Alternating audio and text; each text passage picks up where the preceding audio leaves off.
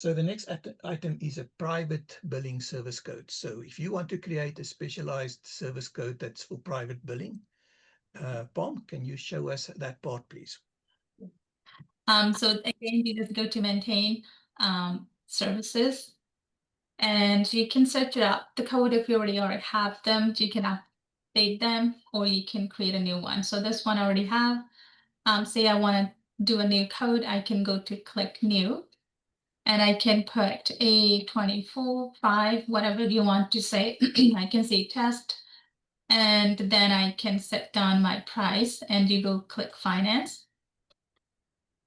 And you will want to enter the fee in there, so you can put your fee and apply.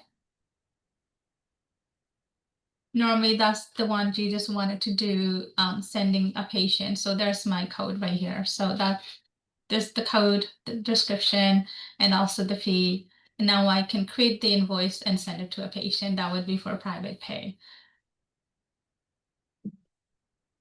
Okay, and Doctors of BC has got a private billing codes.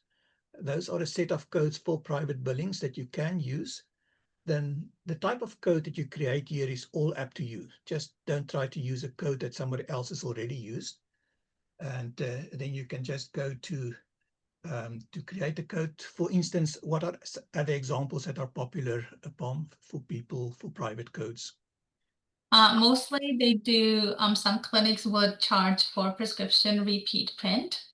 And also if they do lumps and bumps, like sometimes they do excisions, there's a private excision, and the physicians can put down their fees on there. Transferring medical records is the most common ones too. Then again, it's kind of vary which price you want to charge patient, and you can give them the exact price rather than just assuming and guessing. So yeah. Say, for instance, a clinic wants to add a billing code, billing for people doing a no-show after they've done no-shows with no excuses. How would one add that no-show billing? So you just do the same thing in here. You just go and click. You can create a code for say 26, and description will be, show fee, and then the price could be up to the clinic again. They want to charge say $35, and I can create that in here. Press OK.